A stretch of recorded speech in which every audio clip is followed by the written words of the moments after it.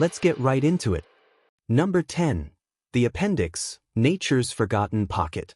Imagine evolution as a very distracted carpenter who kept adding random drawers to your body and then forgot what they were for. That's your appendix, a small, wormy-looking pouch chilling near your large intestine, doing absolutely nothing most of the time. It's like the USB port on your laptop you never use, but still feel vaguely protective of.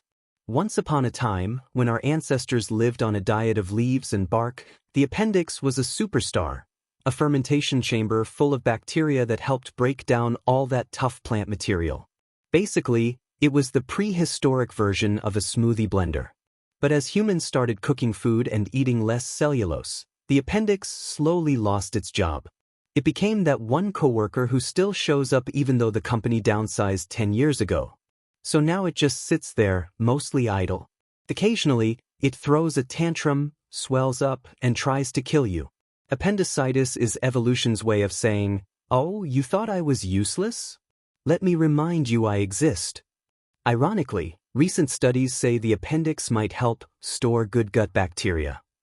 That's like saying a floppy disk is still technically useful for backup. Sure, but only if you're living in 1998.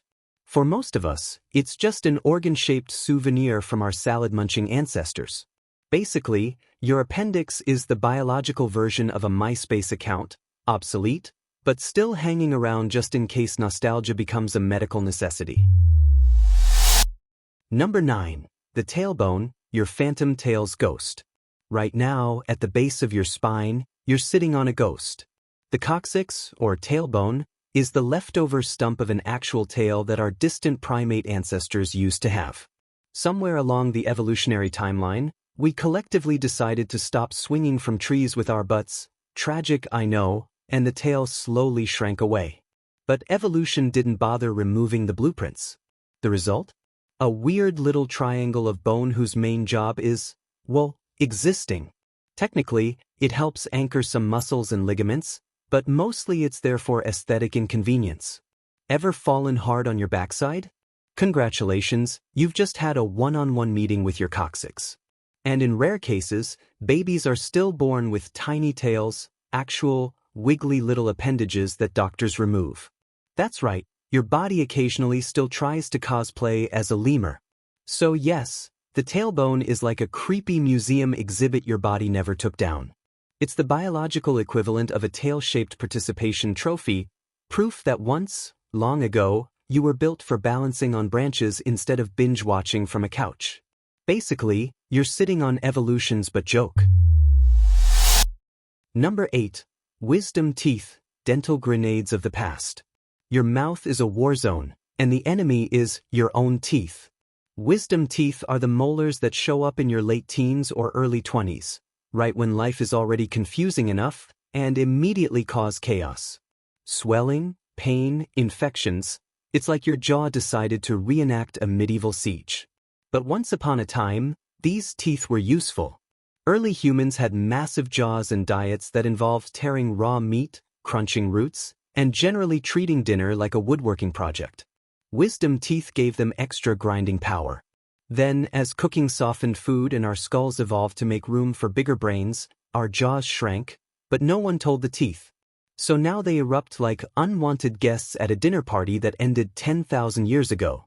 Dentists make a fortune yanking them out, and you get to spend a week eating mashed potatoes and discovering that painkillers make you confess things you didn't even do. In short, wisdom teeth are evolutionary leftovers from when we used our mouths as blenders. Now, they're just dental grenades waiting to explode. Number 7. Goosebumps, your skin's failed defense system. You ever get chills for no reason? Like your skin suddenly decides to impersonate a plucked chicken? That's goosebumps, your body's ancient alarm system trying to protect you from cold or fear. The problem? It doesn't actually work anymore. In furry animals, goosebumps fluff up the fur to trap warm air or make them look bigger when scared. But since humans lost their thick body hair a long time ago, we're just left with the skin bumps.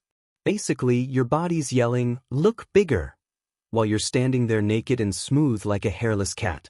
It's also emotionally triggered.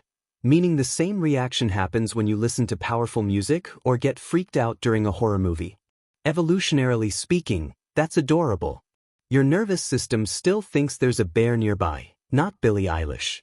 So yeah, goosebumps are a biological relic, like your body hitting the fight or flight button, but only managing mildly textured. Your skin's trying its best. It just didn't get the memo that you stopped being a furball 200,000 years ago. Number 6. Tonsils, the drama queens of your throat. The tonsils, those twin lumps hiding at the back of your throat like suspicious bodyguards who never actually stop anything bad from happening. Supposedly, they're part of your immune system, acting as the first line of defense against germs entering through your mouth and nose. In practice, they're like mall cops trying to handle a zombie apocalypse. Tonsils are packed with white blood cells, sure, but they're also terrible at their job. They get infected faster than a toddler in a daycare, ballooning into sore, angry golf balls that make swallowing feel like a medieval punishment. Ask anyone who's had tonsillitis. Those little blobs turn your throat into a war zone where every gulp feels like betrayal. The irony is, you can get them removed and live perfectly fine without them. Doctors used to yank them out of kids like it was a national sport in the 90s. You'd get a week off school and a bunch of ice cream, which, looking back, is probably the only perk of having defective immune organs.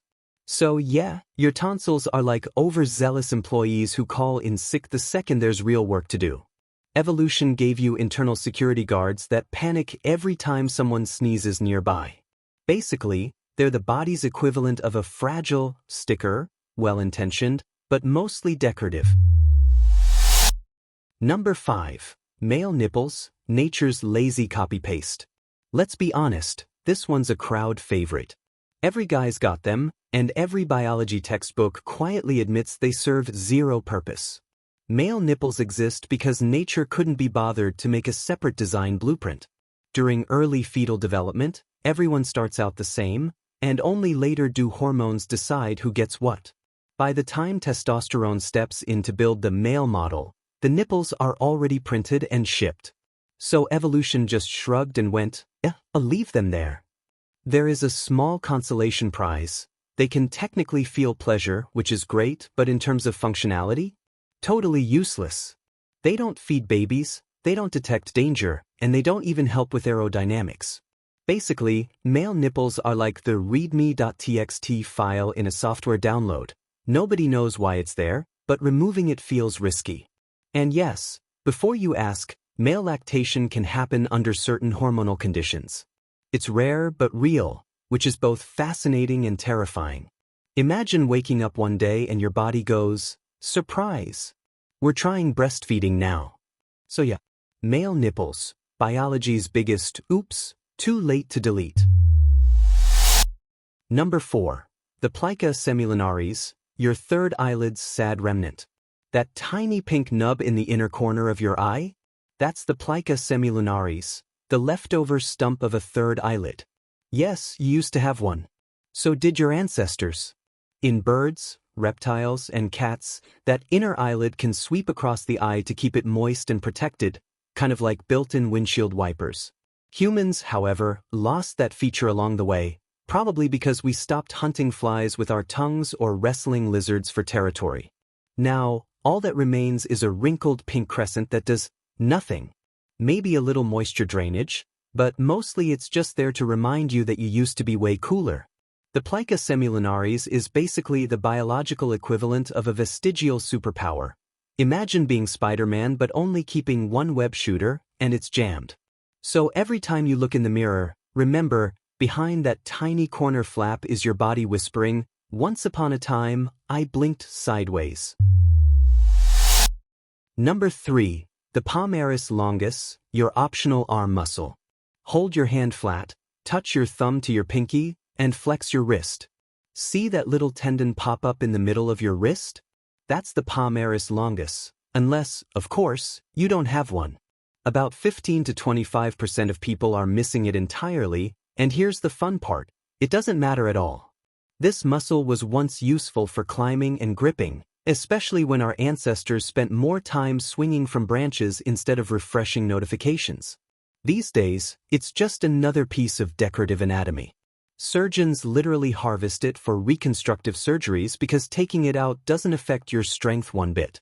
Evolution, it seems, couldn't decide whether we were supposed to be apes or typists, so it gave us an optional accessory muscle, like a pre-installed app you can delete without consequences.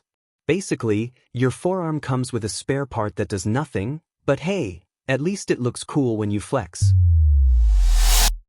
Number 2. The Erector Pili muscles, your hair's personal gym trainers. If you've ever felt cold, scared, or just emotionally overwhelmed by a dramatic movie soundtrack, you've probably noticed your hair standing on end. That's thanks to tiny muscles called the Erector Pili, each one attached to a hair follicle, ready to flex like it's auditioning for a bodybuilding contest. In animals, this reflex is useful. Fur stands up, trapping heat or making the animal look bigger to predators. It's like an automatic, "don't mess with me" setting. But humans? Our body hair is so thin and pathetic that all we get is goosebumps, the world's least intimidating defense mechanism.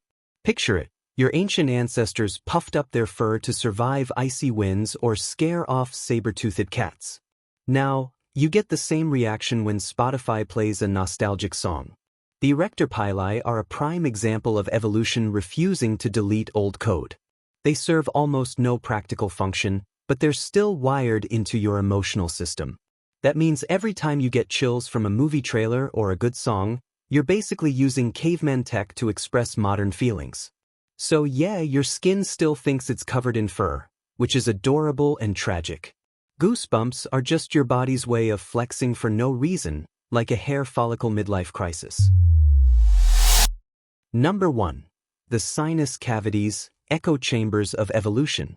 The sinuses.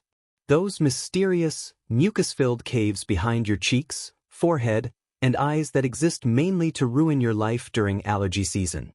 No one's entirely sure why we have them, which, for organs in your face, is not the most comforting fact. Some scientists think sinuses make your skull lighter, which sounds reasonable until you realize birds can fly without needing random air pockets in their heads. Others say they help humidify air, amplify your voice, or absorb pressure changes. But mostly, they just fill with snot and make you sound like a kazoo when you're sick. Evolution seems to have built sinuses like spare rooms in a house. We had some extra space in the skull, might as well fill it with mucus. Unfortunately, those cavities also provide the perfect hideout for bacteria, meaning sinus infections are basically nature's version of squatters refusing to leave your face. And here's the kicker. You can block, drain, or even surgically alter them, and your body carries on just fine. That's how optional they are.